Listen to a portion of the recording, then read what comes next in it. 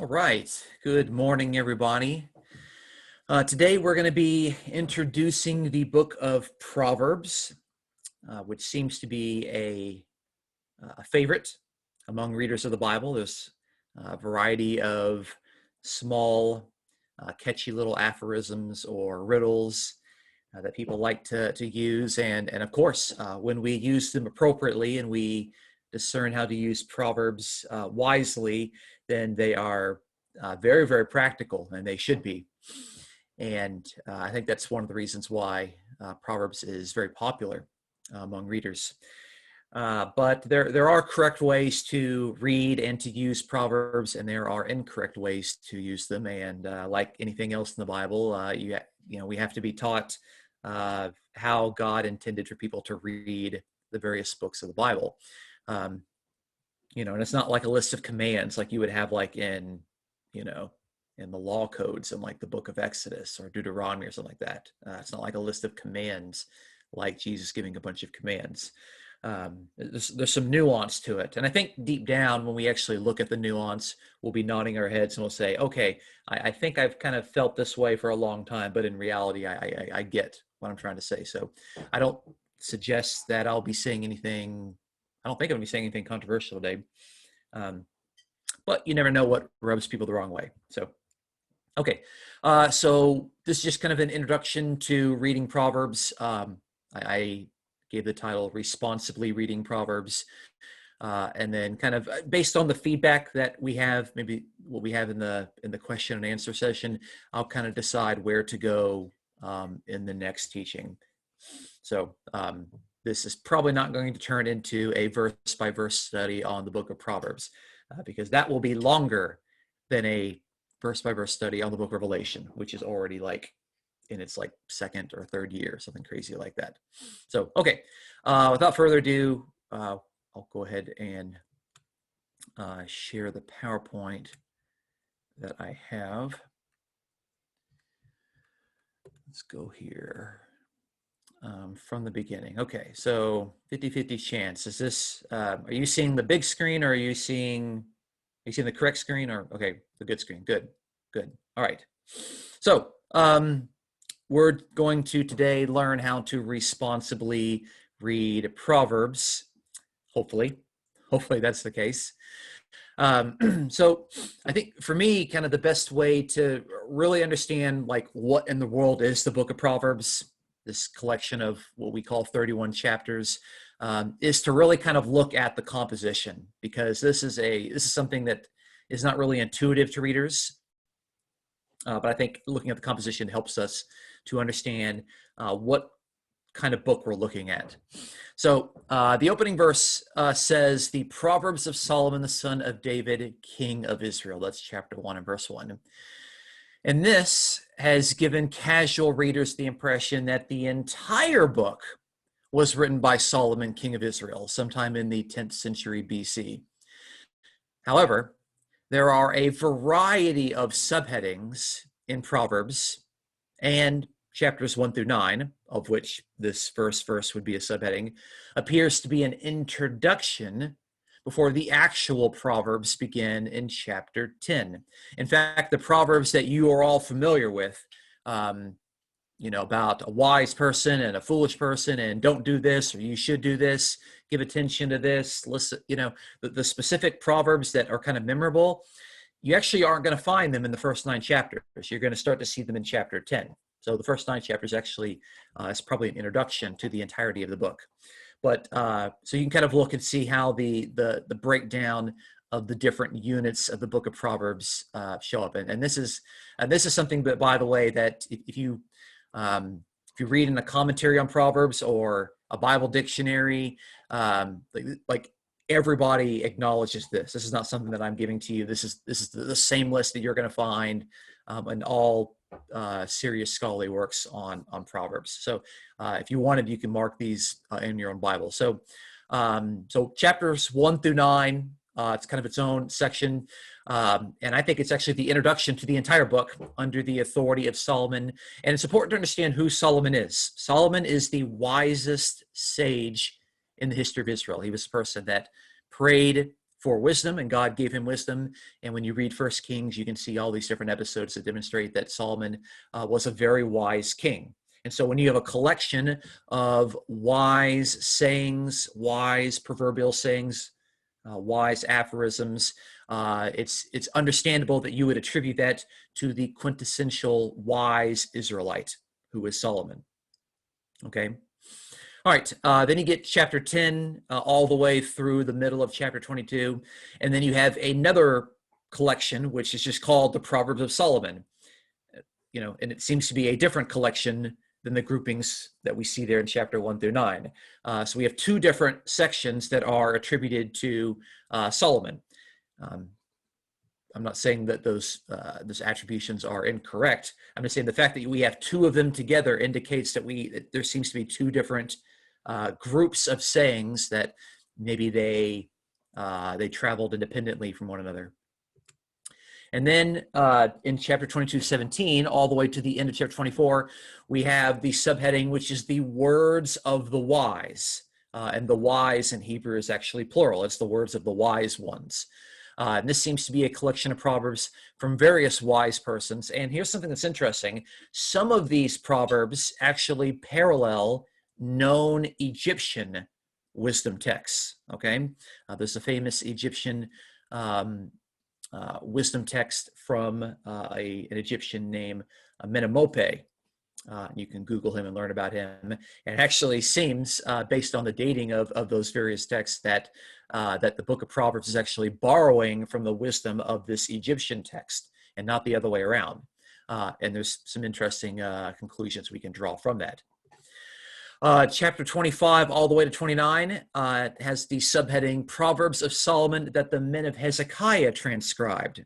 Okay, Hezekiah, by the way, was a king. He was actually a king of reform, by the way, who lived in the 7th century. So if Hezekiah's men transcribed these proverbs, then they actually were the ones that put them down to paper or put them down to whatever they wrote on in the 7th century. And so there you have a collection that the men belonging to the court of Hezekiah, some 300 years after Solomon, they actually put them down, but it's a different collection. Okay, so there you can see at least those things were written some 300 years after Solomon's death. Chapter 30, the beginning of it, says the words of Agur, the Massite. Okay, and if he is a Massaite, then that means he is a non-Israelite. Okay, from the tribe of Massa, who is the tribe of Massa that is a descendant of Ishmael, based on where the other places where this shows up. Okay, now I will tell you that some of the translations that you have will say that the words of Agur, the oracle.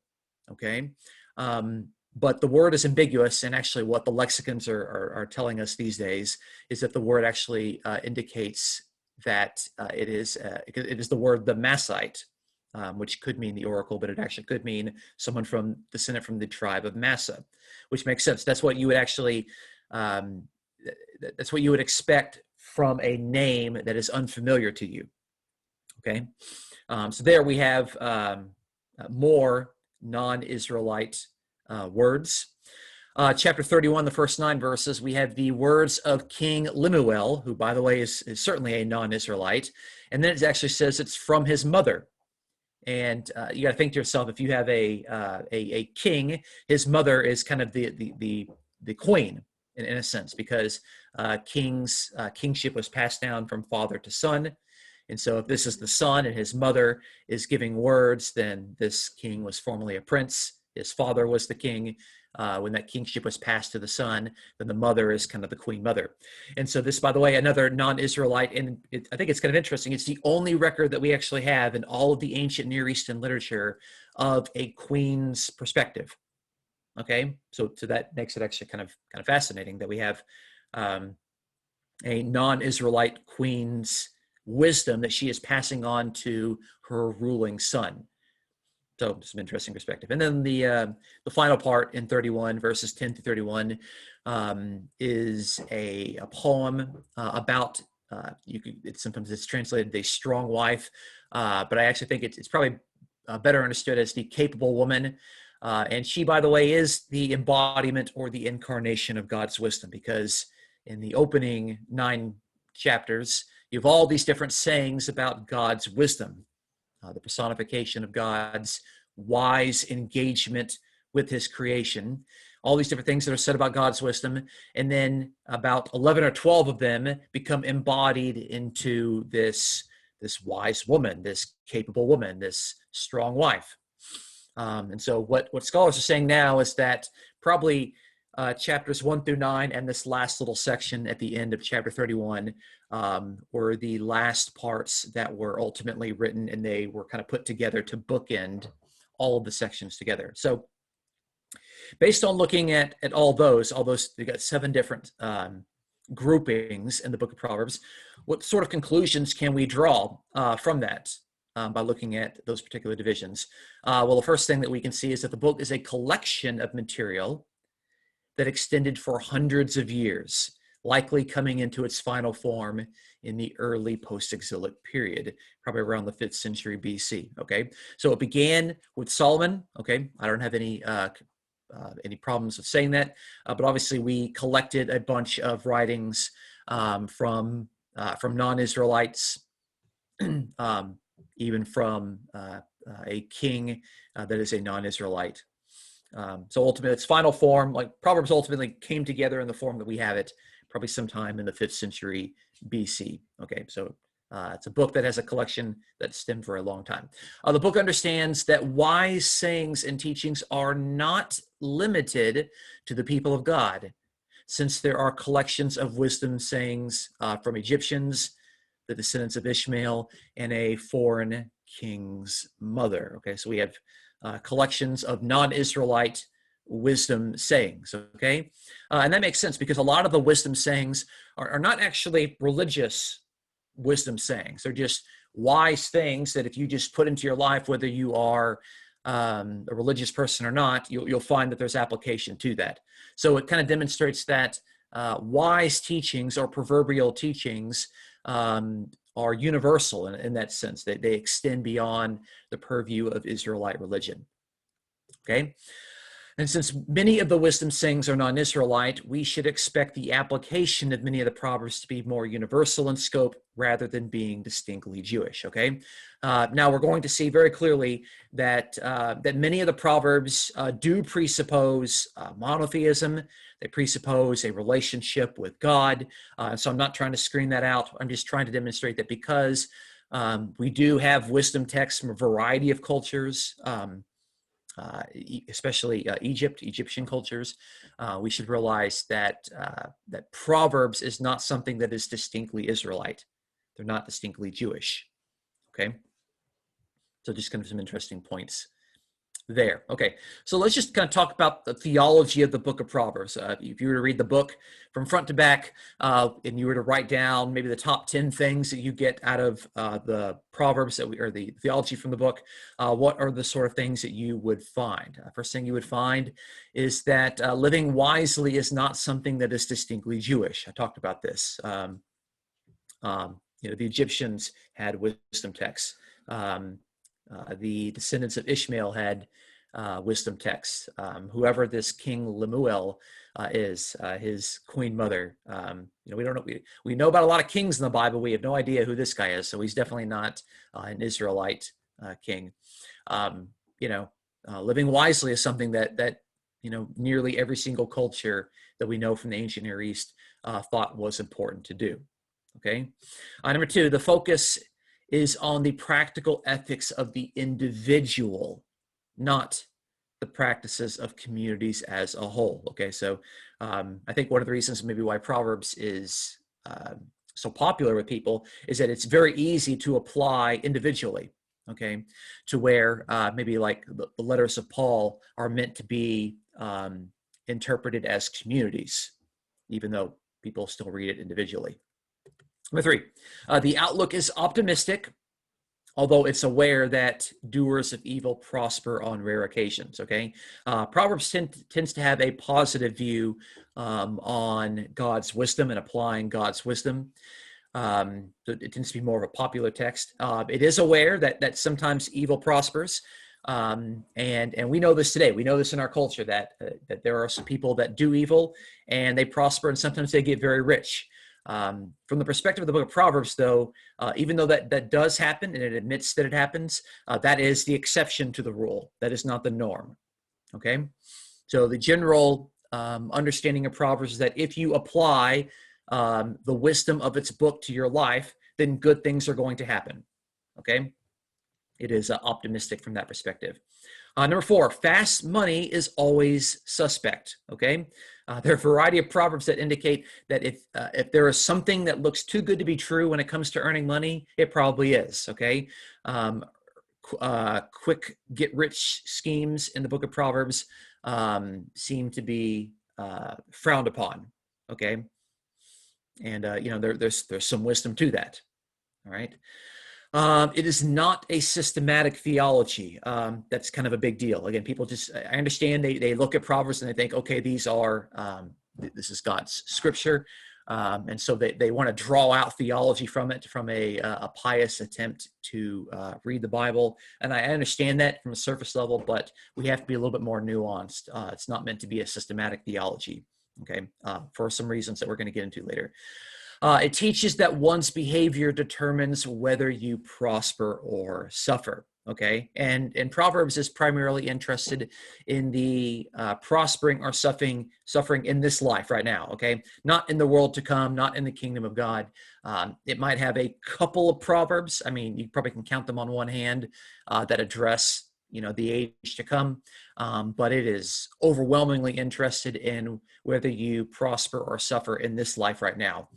But its general worldview is that if you observe these wise sayings and you employ them discerningly into your life, then you will prosper. If you don't, you're going to suffer. Which again, we know today that hey, you could be an obedient follower of God, and you will suffer. Look at John the Baptist. Look at Jesus. Look at Paul. Okay. So do not think that just if you employ all the Proverbs into your life that you will never have suffering, okay? We just kind of know that deep down, okay? But the general overview of Proverbs is that, hey, if you want to prosper, live wisely. If you want to suffer, live foolishly, which, generally speaking, we all could probably nod our heads and agree to that as well. Number 7, religious practices overlap many of the Proverbs, but not all of them. What that means is that, as I already demonstrated before, that wisdom, that living wisely is a universal thing, okay? It's not distinctly Israelite, it's not distinctly Jewish, and it's something that we see in other cultures, okay? But there are religious practices. We're going to talk today specifically about the fear of the Lord, which implies a reverence, a submission to, an obedience to Yahweh. So there are religious overtones in Proverbs, but not all of them. Number 8, it presupposes monotheism. That's something that's very clear. At least our biblical book of Proverbs presupposes that there is only one true God to whom we are going to show reverence. Number 9, gaining wisdom is the key to a good life. Okay, so we need to understand what is wisdom and how do we go about getting it. Okay, that's a pretty important thing that you should consider when you are reading Proverbs. Okay, and number 10, wisdom is a gift from the one true God. Okay, if you want wisdom, God has to give it to you. Okay, there are many Proverbs that warn against being wise in your own eyes, meaning being wise in your own estimation, okay? If we want wisdom, God has to give it to us, and we want God's wisdom in particular. So I think those are good 10 theological points you would get from reading the book of Proverbs. Okay, so let's look at how the book of Proverbs functions. The most repeated features in Proverbs are the call from the speakers for attention. Okay, the speakers in Proverbs are calling the readers to give attention. The attention is not a demand. Okay, it's not the drill sergeant that is demanding your attention, but it's more of a summons to listen, to pay attention, to give heed to give your ear to giving your ear to is literally turning your ear, inclining your ear to listen. Okay. There are times when my wife tells me, that, hey, I need to listen to her. And of course, her words hit my eardrums, but what she means is that she wants me to really to listen and to obey her. She's over here laughing at me. Okay. So when Proverbs tells us to listen, it's not just to read the words, okay, because many of us are quite capable of reading the words of Scripture, but listening implies obeying. The Shema, hear, O Israel, doesn't just mean listen, it means obey, it means submit to. So you kind of see how this works, the verb to listen shows up around 30 times. Watch, which means like pay attention, shows up 19 times. And then you have the object there, my son, something that a parent would be saying in the parent's instruction, shows up 49 times. I should say this, by the way, that originally the book of Proverbs presupposes that it is young, inexperienced males that are the readers. But the New Testament cites the book of Proverbs and it quotes it in universal contexts that are not limited to males. And so it's very clear that God intends for the book of Proverbs to be read and enjoyed by males and females, young and old. We'll see.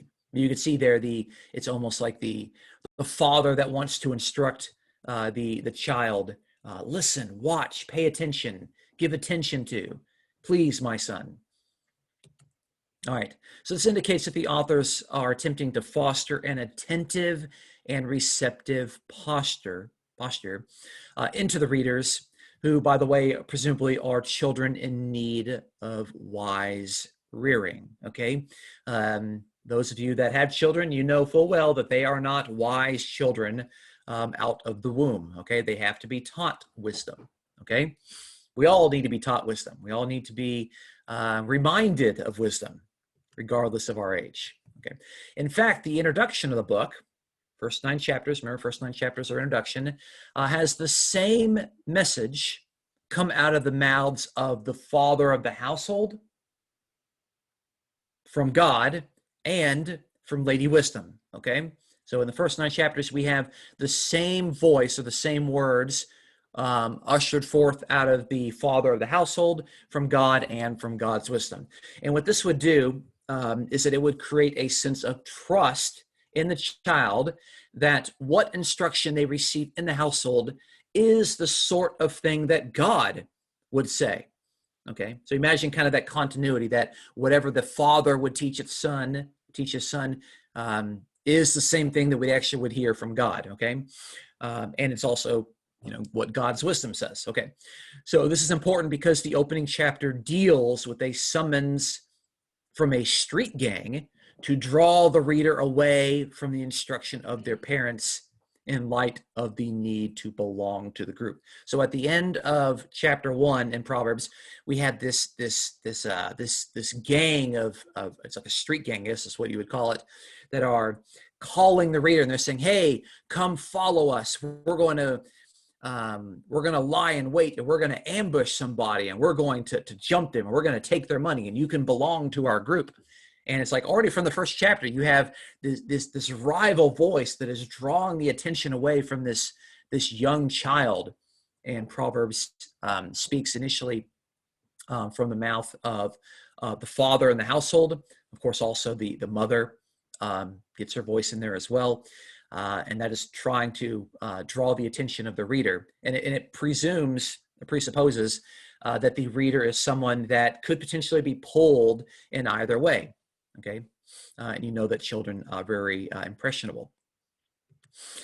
Okay, Proverbs are slices of truth, not universal truth. So I actually am going to argue that probably this slide and the next slide are probably the most important things that I'm going to tell you today. Okay, so take a drink of your coffee and really pay attention to what is being said here. Okay. And I say this because I think intuitively people think that the book of Proverbs are meant to be universal truths, and that we can take every single proverb and we can apply them universally, no matter where you live, no matter who you are, no matter what year it is. Okay, so many readers assume that since Proverbs is part of sacred scripture, its contents apply universally in all contexts. Well, this is understandable. Proverbs actually is meant to be applied wisely, using the very wisdom that the book encourages its readers to seek. Imagine that. Imagine that you actually have to use the wisdom that the book of Proverbs encourages you to acquire. So in other words, readers need to use wisdom in order to know when to appropriately apply a particular proverb, okay? Like any passage of the Bible, we have to use wisdom and discernment to know when to apply it, okay? But that's especially true with Proverbs, okay? So I want you to kind of consider this. These are two verses back to back, chapter 26, verse 4, and 26 and verse 5. And this is what it says. Do not answer a fool according to his folly. Answer a fool according to his folly. Okay? On the surface level, that is a contradiction. Because what does Proverbs tell you to do? It tells you, don't answer a fool according to his folly. And then the very next verse, it says you need to answer a fool according to his folly. Okay? And those are correctly translated in Hebrew. And in Hebrew, they use the same verb. They use the same preposition, the same word for folly in both verses. Okay? And so if you were to read this, you're like, what am I supposed to do? Am I supposed to do this, or am I not supposed to do this? But it demonstrates the point that, you know what, there are times when if you use wisdom and discernment, you will know that, you know what, I probably should not give a response to this particular person who is acting in his foolishness. And there are other times that you would know that, okay, it is wise for me to decide that, you know what, I need to answer this person according to his folly. Okay? But you can see that obviously in the application of those two verses, they're not universal truths, okay? Because you can't not do something and do something at the same time. And I think Proverbs demonstrates this by putting those verses right next to each other. Okay, so that kind of helps you to get the point. Okay, and these two Proverbs, which seem to contradict, need to be used with wisdom in order to know when to use each one. Okay, so I'm not suggesting that there's a contradiction there. I'm suggesting, and by the way, I've learned this from other scholarly sources on Proverbs, that we have to use discernment to know when individual proverbs, these riddles, these aphorisms, these proverbial sayings, when they apply, because they're slices of truth. They're not universal truths. And actually, if you were to think about it, we actually have a lot of modern proverbs in our own culture that, if you were to think about it, they actually also contradict. Okay, so I want you to kind of think about this. Listen to these modern proverbs and how they're very similar to what we just saw. Okay, you probably heard, you are never too old to learn, and you cannot teach an old dog new tricks. Those are modern proverbs that we have that actually they contradict. So which one is it? Are we never too old to learn, or you can't teach an old dog new tricks? The modern proverbs we have that actually, depending on the context, you know what, it's appropriate to use one of them, or it's appropriate to use a different one. Okay, but putting them together, we have two modern proverbs that seemingly contradict each other. Okay, how about this? Out of sight, out of mind, and absence makes the heart grow fonder. Two modern proverbs that both can't be used at the same time because they contradict if you use them at the same time. All right, how about this? The more the merrier, and too many cooks spoil the broth. Two modern proverbs that both don't make sense when you use them together. All right, nothing ventured, nothing gained, and better safe than sorry. Hopefully you get the point. All right, think long, think wrong, and strike while the iron is hot. I mean, I can distinctly remember playing dominoes with my dad growing up, and he would, I'm sitting there figuring out what to use, and he would tell me, think long, think wrong, telling me that, hey, if I spend too much time thinking, I'm going to get the wrong answer. which is the opposite of striking while the iron is hot. How about this? Look before you leap, and he who hesitates is lost. Kind of another way of looking at the grouping before that. Okay, so you can see there, like even in our modern culture, we have proverbs and proverbial sayings. Many of these hopefully are familiar to you. Actually, I've been curious for those listeners right now that are not in North American context, if these are proverbs that you actually have in your culture. But you can see that even in our modern culture, we have various proverbial sayings that we use in different contexts, but some of them, you can't use them all together, okay? They contradict each other. And that's, I'm arguing, is the way that some of these are used in Proverbs, is that you have to know when we have discernment to use various proverbs. They're not universal in scope, okay? We have to be wise. We have to have discernment. Okay, furthermore, treating the book of Proverbs as a list of commandments that we must obey literally is something that I think deep down we know doesn't work without the wise discernment of the individual proverbs. So I want you to kind of consider this list of proverbs that we would not use literally as commandments from God, okay? And so I think if you look at this, you'll probably be nodding your heads and say, okay, I get it. I get it. I understand that these are proverbs that we do not use literally. Okay, how about this? On the lips of the discerning, wisdom is found, but a rod is for the back of him who lacks understanding, okay? So how many of you beat someone with rods, the person who lacks understanding? Do we do that today? I don't think so. The mouth of the righteous flows with wisdom, but the perverted tongue will be cut out, okay? Do we cut out the tongues of those people who are perverts?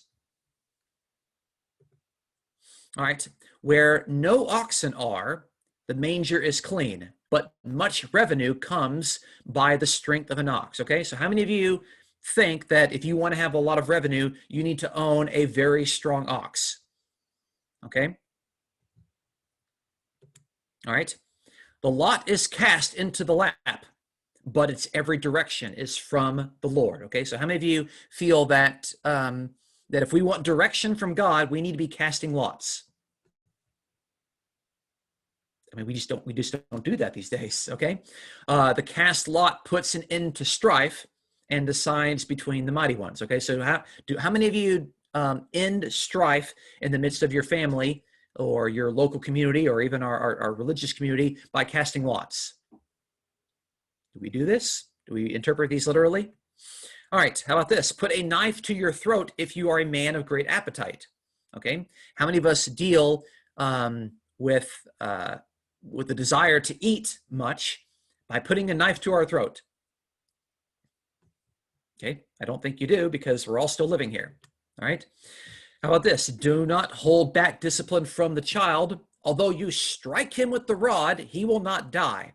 You shall strike him with the rod and rescue his soul from Sheol. Okay, how many of us strike our children with rods to the point almost where they death, but they're not going to die? But if we do this, we're going to rescue his life from Sheol, okay? This is probably not a child's favorite verse. How about this one? A whip is for the horse, a bridle for the donkey, and a rod on the back of fools. How many of us beat fools with rods on an everyday basis? But you get this. You understand that I think deep down we know that Proverbs are not universal truths, okay? Because I don't know how many of you, if you think that Proverbs are universal truths, then you need to obey all of these literally, to the letter, okay? Which nobody does, and nobody in ancient Israel did, okay? That's the point, okay? We have to learn to have wise discernment to know which Proverbs to use for the moment. Okay, and we need that wisdom from God. All right. My ordering is out of place here. Okay, how about this? All right. So let's talk about repetitions in Proverbs and their function, because you're going to find various Proverbs that repeat within the book of Proverbs, and you're going to think to yourself, well, why am I seeing this particular proverb twice or maybe even 3 times? Why is it showing up as a repeat? Some of the individual proverbs repeat, appearing more than once within the 31 chapter collection. And this is almost certainly a result of different collections of proverbs that circulated independently. And the final editor of Proverbs chose to actually keep them all in rather than remove the duplicates. So here are some examples of repetitions that we see in the book of Proverbs, okay? How about this? Whoever is naive, let him turn in heart. To him who lacks understanding, she says.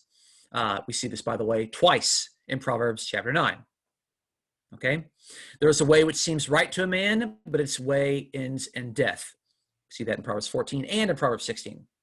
All right, the words of a whisperer are like dainty morsels. They go down into the innermost parts of the body. We see that in Proverbs 18 and in Proverbs 26. And so there are duplicates. Proverbs show up more than once, okay? And some people have criticized this and said, well, come on, the editor of Proverbs, he was sloppy. He was sloppy and he allowed these duplicates to be there. But I actually think that actually having the repeating of various proverbs has a more didactic purpose. Repetition appears in both the Old Testament and the New Testament didactic sections of Scripture. What does didactic means? Means teaching. Didactic means having to do with teaching and instruction.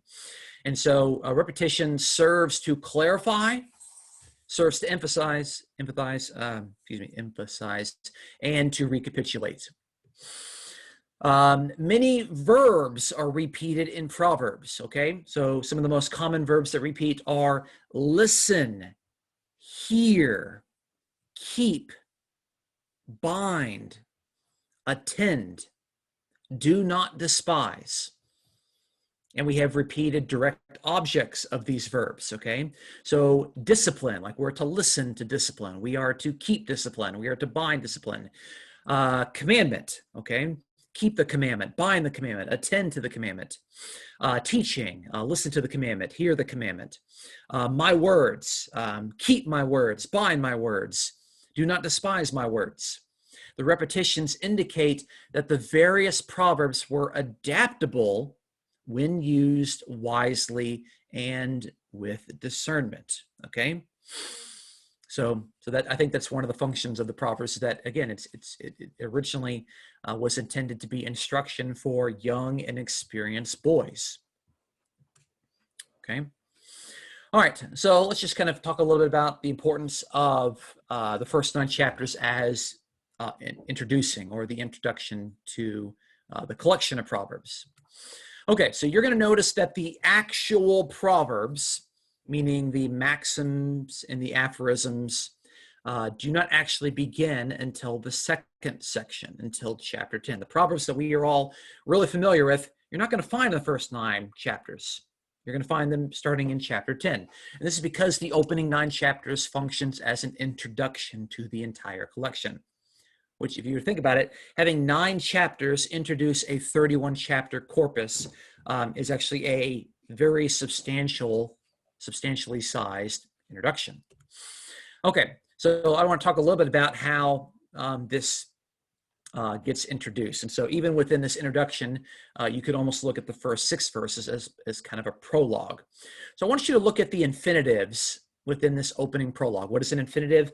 It means to do something, to plus a verb. That's what an infinitive is in Hebrew. Okay, so this is the opening 6 verses. The Proverbs of Solomon, the son of David, king of Israel, to know wisdom and instruction, to discern the sayings of understanding, to receive instruction in wise behavior, which is defined, wise behavior is defined as righteousness, justice, and equity, to give prudence to the naive, to the youth, knowledge and discretion.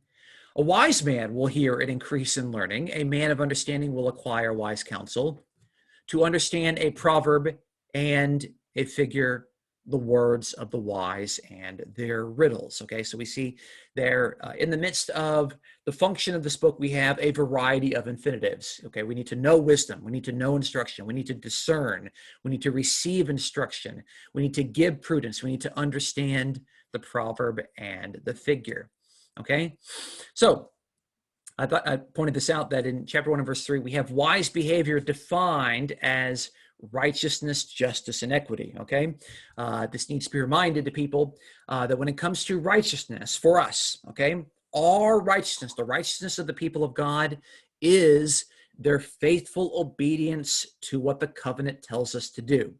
Okay, we are righteous, not in a moral sense. We are righteousness in our faithfulness to the covenant. Okay, so the Israelites were righteous when they obeyed the stipulations of the Mosaic covenant. We, as Christians, we are righteous when we obey the stipulations of the new covenant. Okay, righteousness is a covenant loyal term, not a term of our morality.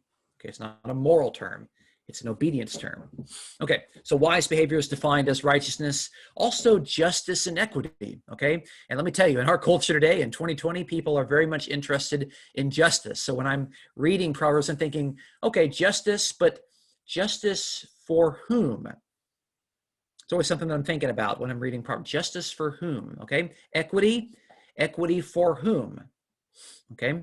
Because in our culture, you guys are all aware that there are a lot of people that think we need to have justice for this group of people, or we need to have equity for this group of people. Okay, and the merits of that are not probably something we're going to get into today, but that's something that Proverbs opens up and says, "Hey, look, wise behavior." Proverbs is interested in us demonstrating wise behavior, which will lead to us having righteous, covenant loyal behavior.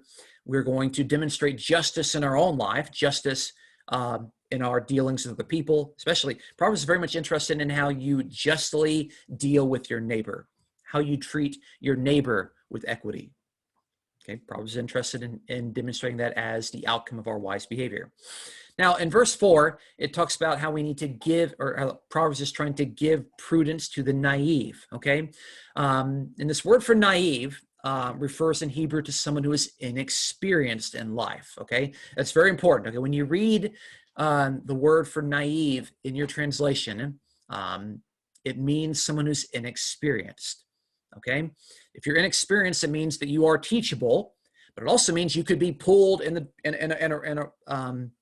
wrong direction. You could be influenced by that street gang at the beginning of chapter, or at the end of chapter 1. So Proverbs, it's interesting that Proverbs actually progresses in that while chapters 1 through 9 presupposes that most readers are younger in age, living in their parents' household, by the time the book ends in chapter 31, the young reader is seeking a wife who has embodied the teachings of Lady Wisdom, okay? Actually, it's interesting that, so chapters 1 through 9, you have the father of the household and the mother. They're saying, my son, listen to me, listen to me. Then you get to chapter 10, and that father figure in the household, he's gone. You have graduated out to the real world. You are now in the real world, and you don't have the voice of wisdom anymore. And now you have to kind of like look at the world, look around and say, okay, I need to use wisdom and discernment to know how to apply these proverbs, okay? So there's a progression in the narrative, and I think that the final editor of Proverbs has organized the book of Proverbs to begin with the instruction you would have when you are a young, inexperienced person, then you graduate to the world, and then you end by looking for a wise spouse, okay? I think that's deliberate. I think it's a deliberate organization. Okay, so I talk about how chapter 1, verse 4, we have the naive, the inexperienced person. However, if you look in chapter 1 and verse 5, it also talks about a wise man will also find value in Proverbs, okay? So no matter how old you are, what your age is, chapters 1 through 9 presupposes that you are going to take the role of an attentive son, okay?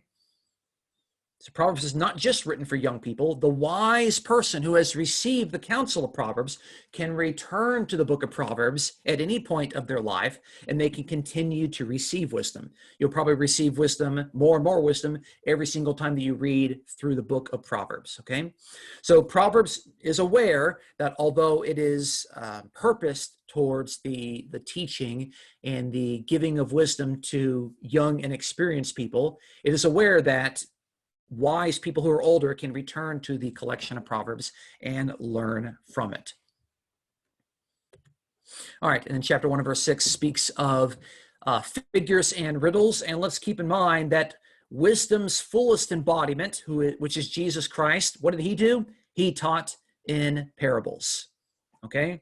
And so one of the things that I'm going to do, which I wish that readers of the Bible did more of, is to really get us to start to think when we read Proverbs, okay, what would these Proverbs mean if Jesus taught them? Okay, what would it look like if Jesus embodied the wisdom of Proverbs? Okay, because the New Testament writers, as I'm going to talk about, believe that Jesus was the embodiment of God's wise teaching, wise engagement with the world. Okay, let's talk about this verse. It kind of, you almost could call this the purpose statement of the entire book of Proverbs, chapter 1 and verse 7. The fear of Yahweh is the beginning of knowledge, but fools despise wisdom and instruction. Okay. Now, the interesting thing, by the way, is that when we read this, we think, oh, okay, fear of Yahweh, that's the beginning of knowledge. That's what I have. I have the fear of Yahweh because I'm looking for knowledge. The fool that despises wisdom and instruction, that's not me. I'm not the foolish person, but I know who that foolish person is, the person that despises biblical wisdom and biblical instruction. The thing is, we read this verse and we think the first part applies to us, the second part doesn't apply to us. The second part, that applies to all those other people, okay? But if we despise instruction, whether that's instruction from the scripture or that's instruction from people that are trying to teach the scriptures, if we despise that, then we are fools. You are foolish, okay? Because we're seeing that this book of Proverbs came down from a collection that human wisdom teachers, these wise sages, collected and they taught, okay? Okay, so let's talk a little bit specific about the fear of Yahweh. So fear of Yahweh, beginning of wisdom, or it could be translated, the fear of Yahweh is the goal of wisdom. And why is this? It's because the Hebrew noun reshit means both starting point and goal. That's very interesting. So what would it mean for this verse?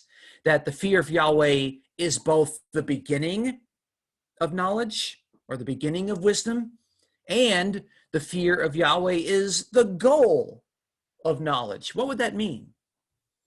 So it's very likely that Proverbs 1 and verse 7 indicates that the fear of Yahweh is both the starting point and the goal of wisdom or the goal of knowledge, okay?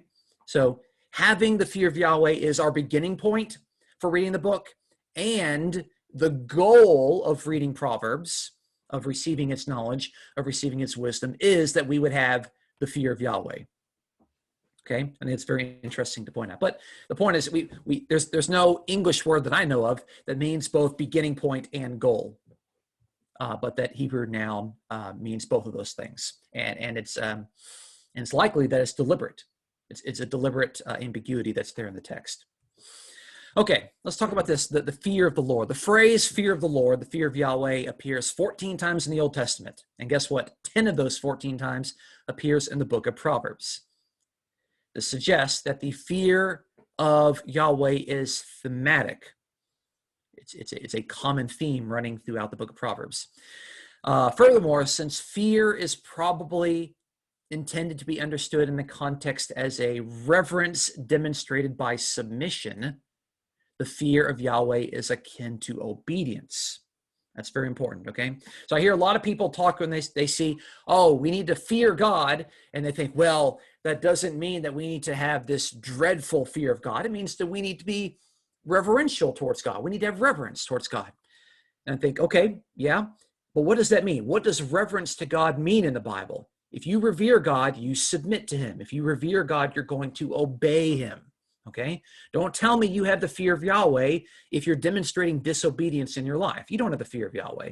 You don't fear God because you're disobeying him. Okay? So I do think that this passage, that the fear of Yahweh means the submission to Yahweh, the obedience to Yahweh.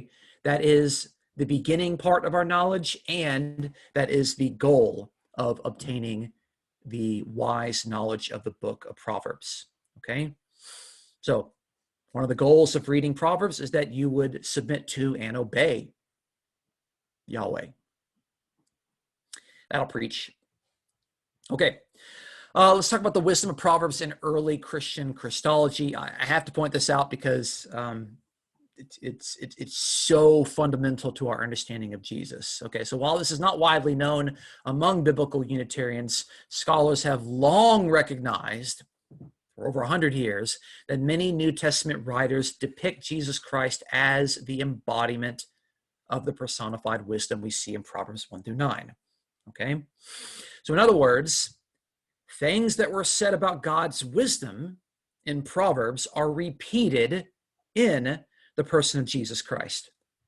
And this can be observed in Matthew, Luke, John, 1 Corinthians, Colossians, and Hebrews. Okay, by the way, those are no insignificant books of the New Testament. Okay, so in fact, there is persuasive evidence that Jesus regarded himself as the embodiment of God's wisdom. Okay, so it's not just that these biblical writers, Matthew, Luke, John, Paul, author of Hebrews, it's not just that they depicted Jesus as the embodiment of wisdom. We actually have Jesus himself speaking in his own words, demonstrating that he believed that he was the embodiment of God's wisdom. Okay, and if this is the case, then it's all the more reason why we need to be reading the book of Proverbs and the wisdom saying in the book of Proverbs all the more carefully. Okay, if Jesus saw himself as the embodiment of God's wisdom, then we need to also be reading God's wisdom. Okay, so look at this parallel saying in Matthew and Luke. Jesus says, the Son of Man, referring to himself, came eating and drinking, and they said, behold, a gluttonous man and a drunkard, a friend of tax collectors and sinners, yet wisdom is vindicated by her deeds. But what Jesus means there is that he himself is going to be vindicated by his deeds. But he speaks of himself as wisdom, and he uses, by the way, the feminine pronoun. Okay? Jesus sees himself as wisdom embodied in the Son of Man. Okay? Jesus came eating and drinking. He's going to be vindicated by his deeds. Okay? And then in Luke's version of it, it says the Son of Man has come eating and drinking, and you say, behold, a gluttonous man and a drunkard, a friend of tax collectors and sinners. And then he says, yet wisdom is vindicated by all her children.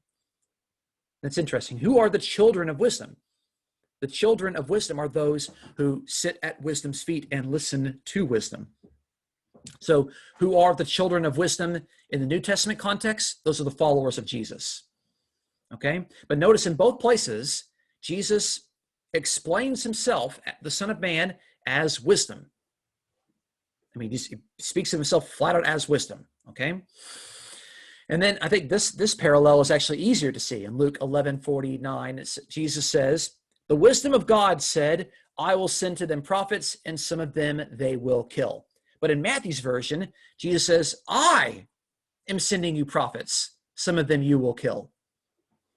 So we're not really sure whether the original version is in Luke or the original version is in Matthew, but obviously this is a parallel saying, and one of them thought that it was Jesus speaking, but let's just put in the wisdom of God, or maybe the original is the wisdom of God, and Matthew interpreted it and said, well, that's just Jesus, so I'll just put it in the first person, okay? But very clearly there, Jesus speaks of himself as the wisdom of God, sending prophets, some of them the opponents are going to kill.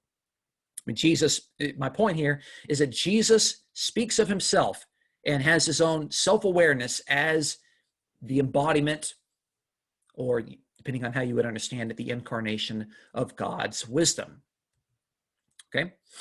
So if Jesus saw himself as the embodiment of the wisdom found in Proverbs, and if Christians are summoned to listen to the words of Jesus, then this gives us a biblical lens through which we can safely interpret the wise sayings located in Proverbs.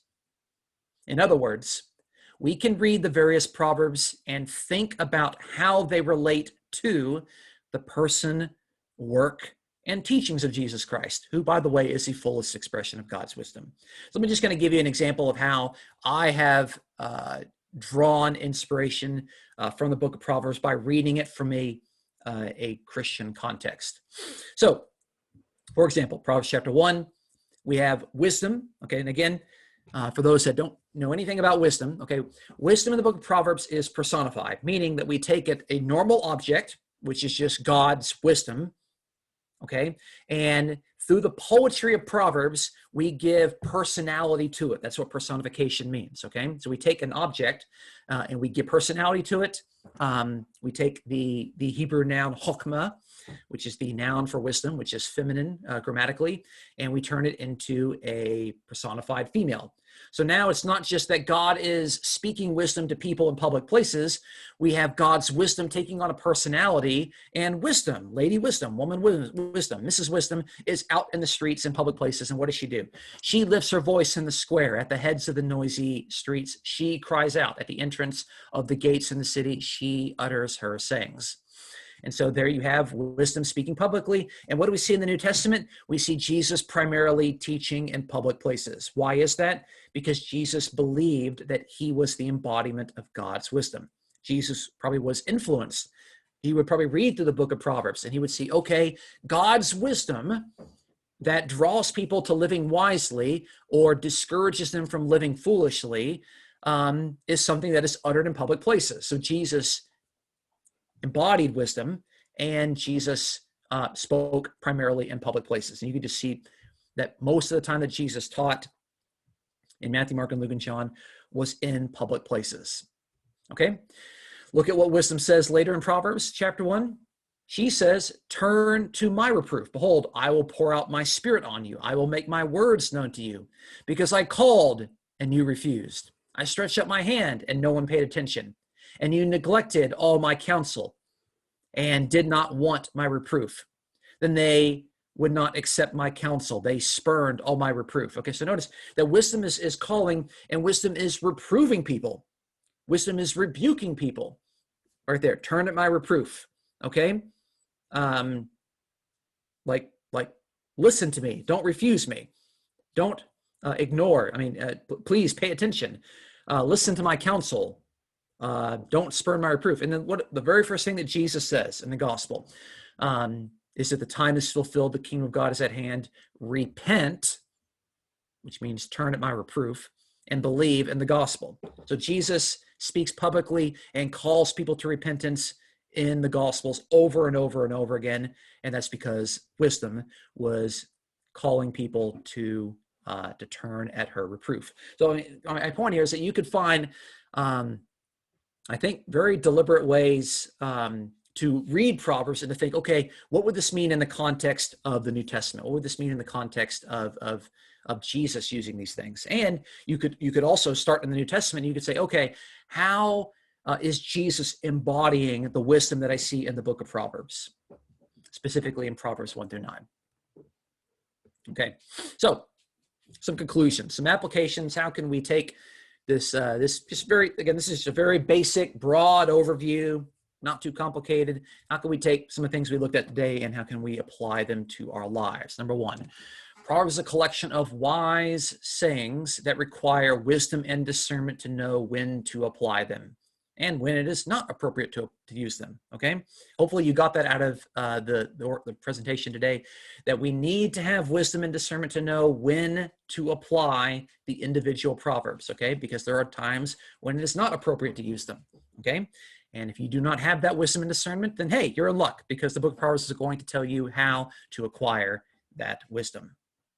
Number two, as readers of Proverbs, we function as the child that is in need of instruction. Our response should be to listen, hear, pay attention, and remain teachable, okay? It really bothers me when I hear Christians speak as if they have already arrived at the truth, as if they have already received the truth. Really? You know everything? You've received all truth? That's a very dangerous and prideful place to be. We need to constantly be listening, constantly hearing, constantly paying attention, and remaining teachable. Because I'm just going to come out and say this, okay? None of you know all of the truth of the Bible, okay? I do not know all the truth of the Bible, okay? We need to all remain teachable. And Proverbs encourages us to remain in the role of that child that is naive, that is in need of God's direction and God's wisdom. Okay, let's remain teachable. Number 3, the beginning of wisdom, and quite possibly the goal of wisdom, remember the beginning and the goal, is fearing Yahweh. Fear of the Lord is the beginning and the goal. While reverence is surely intended by the reference to fear, we should not screen out the nuances of how revering God is surely observed when we submit to him and obey his ways. Okay?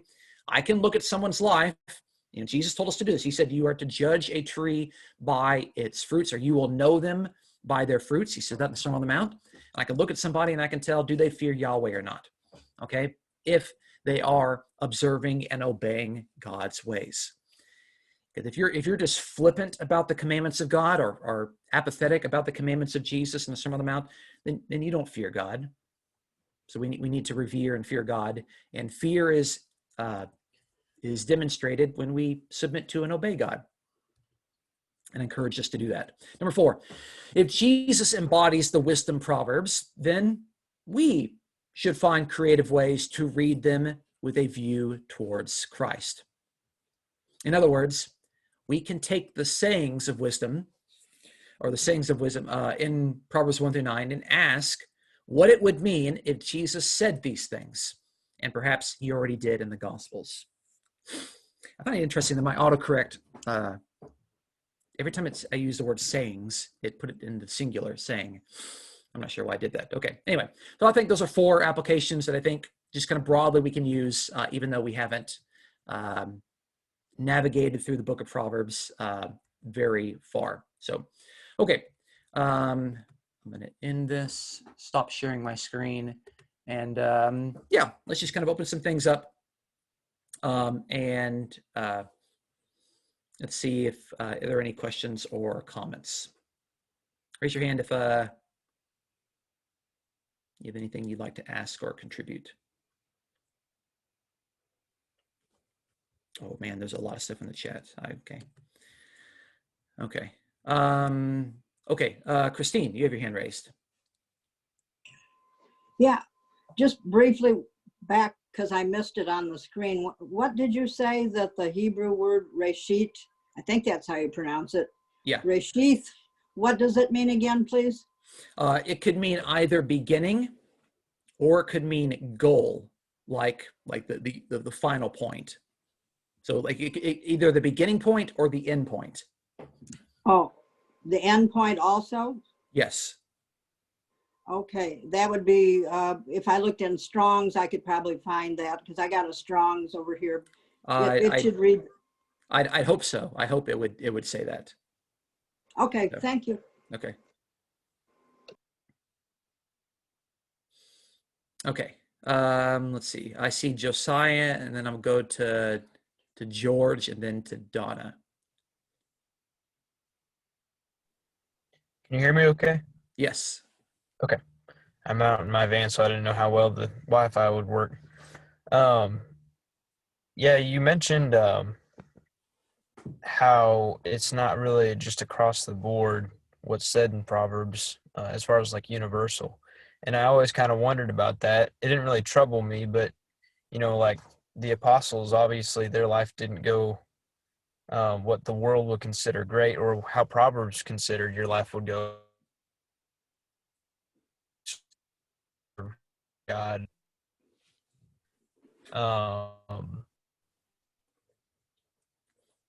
You're cutting out a little bit. Can you cut your camera?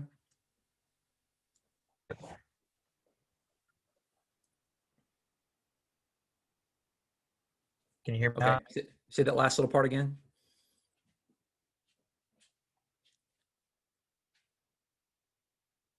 All right. I think we. Yeah, you're just cutting in and out right now.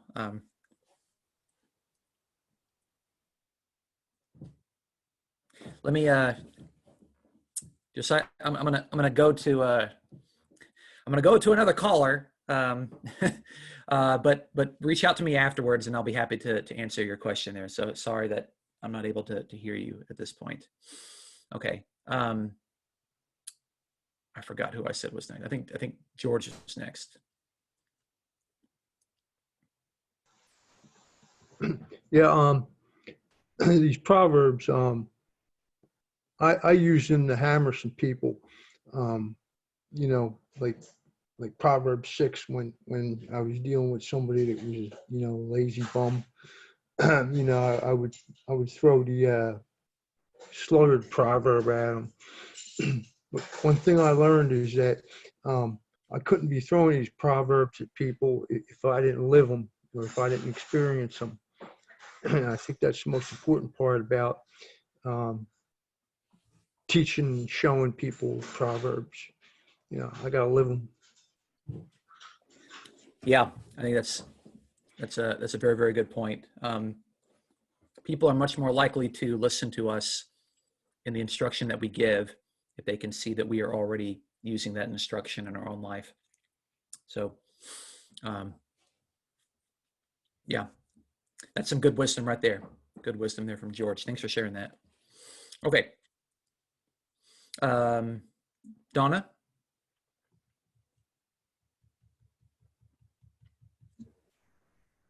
Thanks, Dustin, wow, I learned a lot. Certainly goes against the grain of some of the things I've learned, but I am so willing to unlearn. And, even though this is not appropriate in the application, I think of the application of different things, and not to be religious, but I think of the 10 Commandments and the wisdom behind that. When I'm listening to this, it comes to my mind. When I was a child, my mother put this 10 Commandment bracelet, not to be religious, but to teach me behavior, teach me behavior, to raise me up so that I am proper to authority, although I missed the boat many times, but I understood her heart. And so as I'm listening to you in the appropriate application, it's just wonderful, Dustin, what you're sharing. And I didn't know some of this stuff, that it wasn't all Israel and stuff. So I'm going to listen again and again to this and probably decoupage it to my wall and send it to everybody.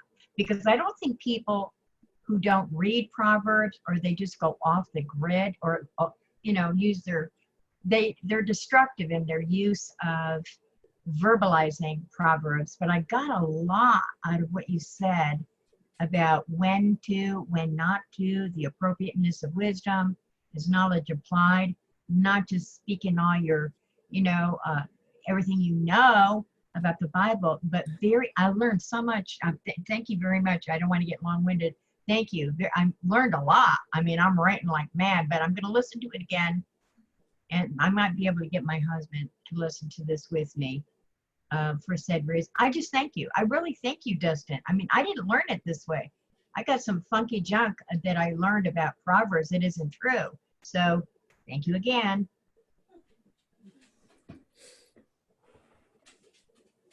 Well, thank you for that. That's very kind. Yeah, I think that's kind of the biggest thing that stood out to me when I started to really critically study this book, is that all the specialists on Proverbs were saying that we have to use wisdom and discernment to know when to use these proverbs or when not to use them. They're not meant to be universal truths. And I think that I wonder sometimes why are all these specialists saying that same thing? And it's probably because they're reacting against this propensity, and it's a pious propensity for people to just assume that Proverbs is just a bunch of universal commands.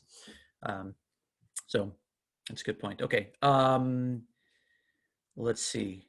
Let me go. I think Jackson is next.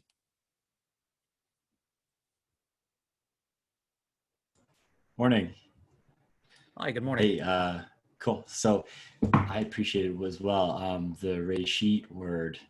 I didn't know that it was also potentially, more than likely double meaning in this case, with the goal and the and the beginning. And so I found that super interesting because in my own personal kind of journey in this whole thing with, the fear of God being the beginning of wisdom, there's been times where it's like, I assess my own life and go, I don't think I fear God enough.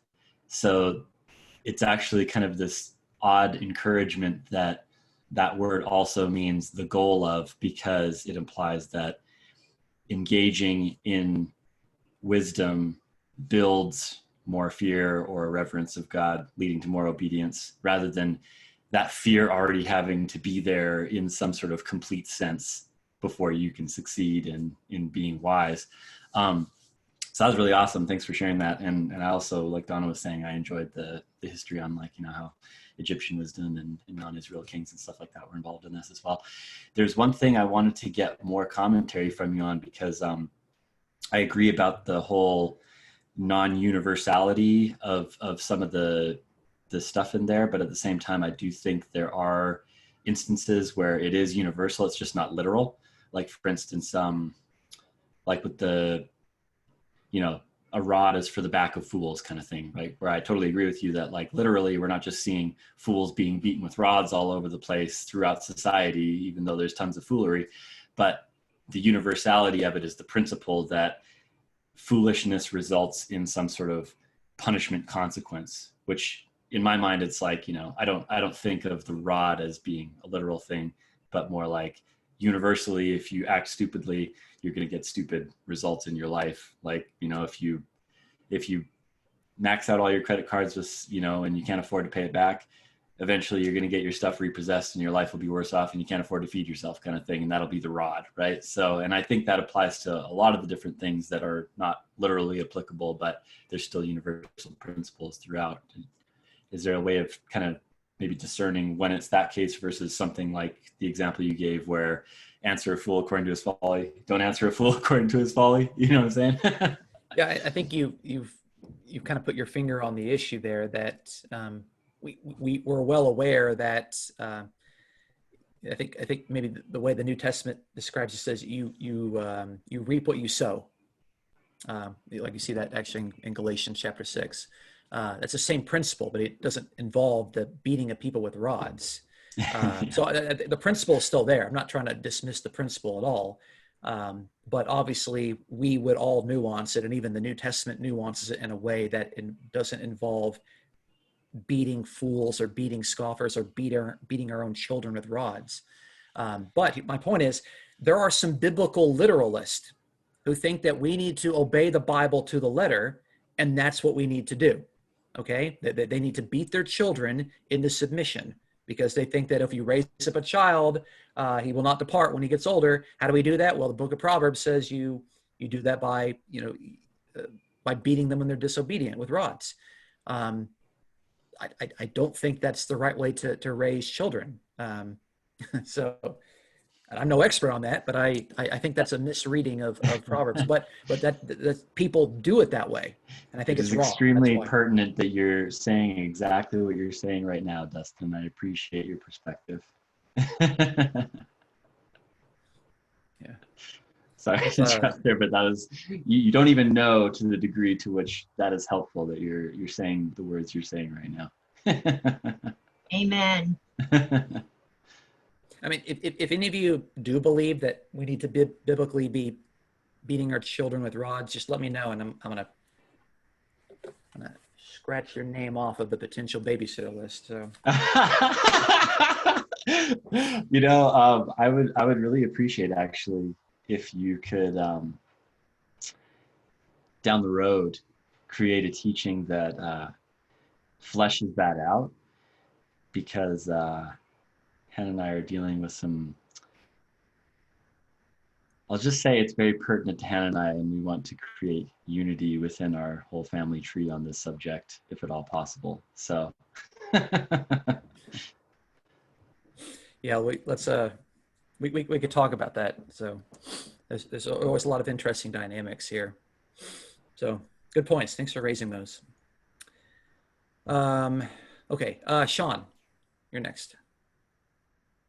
Oh, I thought there were so many people in front of me, but I'm glad you called on me, because I have something to say about how we discipline our children. So I don't believe that your first response should be to beat your children. Not at all.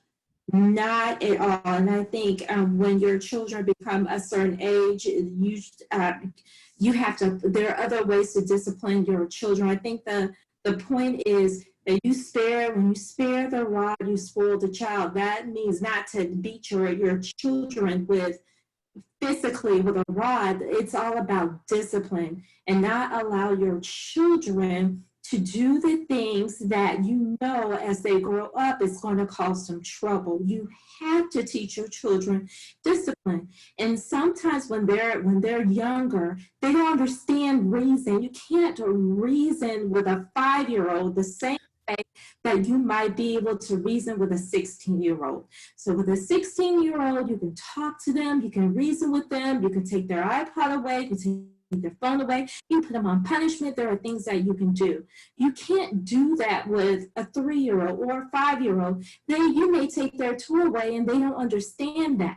You can talk to a 3-year-old, 5-year-old. Don't touch the stove, it's hot. Don't touch the stove, it's hot. Don't touch the stove, it's hot. Then at some point you have to show them, hey, the stove is hot. Put a little heat on their hand. They'll understand, they'll get it. Put a little heat on their bottom.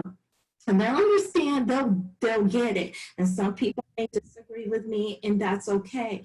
But you have to discipline your children. And however you decide you need to discipline your children, you and your spouse, you and your husband, you and your wife, whoever you decide to allow to babysit your children, you have to be consistent across the board, whatever that discipline is, so that they understand.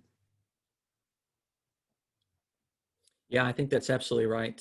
And I think the point is that there has to be some wisdom and discernment. You know, it's hard. That's why you can't just use these like straight across the board. We have to know there's just a lot of nuances to all that. And you know, I'm hardly the expert, obviously, on that subject. So, but yeah, I think your point's well made. Thanks for sharing that. Edgardo. Yeah, I wrote down the theology of the Book of Proverbs, and I have a question on the second one, number Okay. 2, because you said there that the focus is on the practical ethics of the individual, not the practices of the communities as a whole. Yeah. It doesn't necessarily mean that this cannot be taught to the community, right? Well, yeah, you can teach it to the community, Yeah. but I think that it's when you read it, it's the instruction of the Father to a son. It's not the instruction of the Father to the community in which they live. So, of course, we could read this as a community. It can be preached to a community. You could find a creative way of using it to evangelize the community. Go for it. That's fine. But it is originally written with the assumption that an individual is reading it. And that's in that context, it's different from, say, the letters of the New Testament that are written to communities that we as individuals need to start to read as members of a community and not just as individuals. So I'm glad you gave me a chance to clarify that. I'm not saying that you cannot use Proverbs in the context of communities. That is just not its primary focus. Yeah, and another one is the first one. You stated that living wisely is not something that is distinctly Jewish. Yeah. What does it mean? Well, the point is that there are wisdom proverbs in other cultures. And actually in the 20th century, they had unearthed, archaeologists have unearthed a lot of wisdom texts from Egypt. And it demonstrated that, okay, they had their own collection of hundreds of proverbs, just like we have in the biblical book of Proverbs. And so it kind of showed scholars that many cultures have wise teachings and wise sayings. And so it's like a lot of the proverbs, they're not religious by definition. Sparing the rod, spoiling the child. That's something that even atheists who believe in raising children correctly would agree with in some sense. That's what it is. The point is that it's not. in that sense, Proverbs have some of the Proverbs have a non-religious scope to them. Okay. Yeah. What is really striking to me is the application, the first one, because it really requires an individual to apply wisdom and discernment to be able to apply Proverbs. Yeah. And also the third application, uh, the beginning and the goal of wisdom, and that is fearing Yahweh. That's really wonderful. Yeah. Thank you. Thank you, Dustin. Sure. Thank you for your questions. I see some hands that are raised, and I don't know if they just haven't been lowered from their previous question, but I haven't called on Dean yet, so I'm going to call on him. I think an example of understand or using wisdom would be when you compared the two verses that were right together on answer a fool according to his folly and don't answer a fool according to his folly. You really have to know how that's going to apply in that situation, because sometimes you're just going to cause a lot more trouble for you if you answer a fool according to his folly. Sometimes you just need to shut up because he's not going to hear. That would be, and that's in one of the more major categories, and I forget what the Hebrew word for that is, of a fool. I think there's 4 or 5 different categories of a fool listed in Proverbs, with the worst being an Abal, I think it was, which is a very dangerous fool and someone who could be very life-threatening to your life. That would be the extreme part of a fool. So, you have to really use a lot of wisdom when you're dealing with a fool, because sometimes it's best to just walk away, or whatever is required in that category. Yeah, that's a good point. And obviously Jesus said something about that in the Sermon on the Mount. Don't throw your pearls before the swine, which means we need to understand what do we have that are pearls and what would make someone a swine in that sense. You made a comment there about a variety of different words that are used for fools. Yeah, there's about, I think, 4 or 5 different usages in Proverbs. Yes, they're different words, but I don't think they're, my suggestion to people is that I think if you were to read them really as more or less synonyms, I think that you're going to get the point of Proverbs. I think there have been some studies, and I don't know where this came from, but I hear a lot of, I heard a lot from a lot of ex-way people, where they think there's different types of fools, and so there's different applications to the fools. I don't think Proverbs means for us to dissect and have like 4 or 5 different applications. Like, you're to avoid all of these types of foolish behavior, and there's just different words for it. In the same way that we have different words for God. We have the word for God, we have Yahweh, we have the Father. Yeah, there's different words. They might mean different things, but you don't think that they're different. I believe there's different applications that you need to deal with that type of a different fool. So, a simple fool, you instruct, like a little child putting his hand on the stove, a hot burner. You instruct that, loving instruction.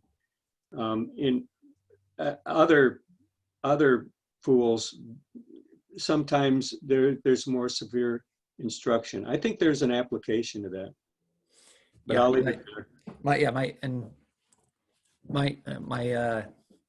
My gentle response that I don't think that the Hebrew language in Proverbs is meant for us to overly dissect and to differentiate all of those. I think it just means to say avoid foolish behavior overall. But we can leave that for another teaching for another time. So okay. I see some extra hands raised from people that have already, did Jackson, did you have another question? No, sorry, I just didn't lower my hand, I guess. Sorry. That's fine. And Sean, did you have another question? I just want to make sure I answer all the questions that are here. I did, but if there's somebody before me, let them please allow. I think you're the last person, and I probably should.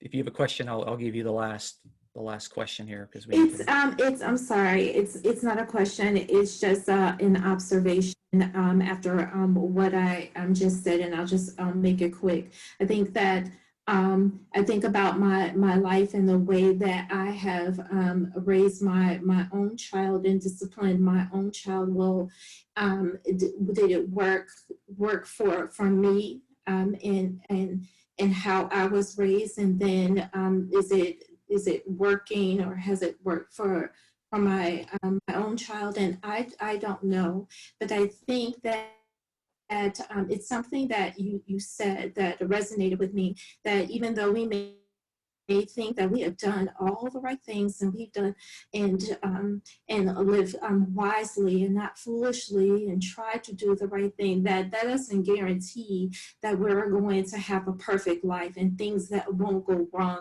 And particularly when it has to do with other people, that the people make up their own minds and they'll go their own way, no matter what you've done to teach them and discipline them to do right. And I think at that point, what comes to mind is Proverbs 3, 5, and 6, where it says to trust in the Lord with all our hearts and lean not on our own understanding. In all our ways acknowledge him, and he'll make our path straight. And that's when we have to trust God, and that we've done everything that we know how to do to live wisely. We have to trust in God when it doesn't go the way that we expect it to. Yeah, very, very good point there. And it's interesting too that, and it says in all your ways. It's actually another word for roads. So it's another word for like paths, as the parallelism actually kind of explains. But we use ways kind of more of a broad sense of like the various ways that we live our life. So yeah, those are probably some points that we'll jump on in some future teaching. So yeah, so for anybody watching this, if you don't have any biblical Unitarian fellowship, we'd love to have you. We'd love to minister to you and to be ministered by you.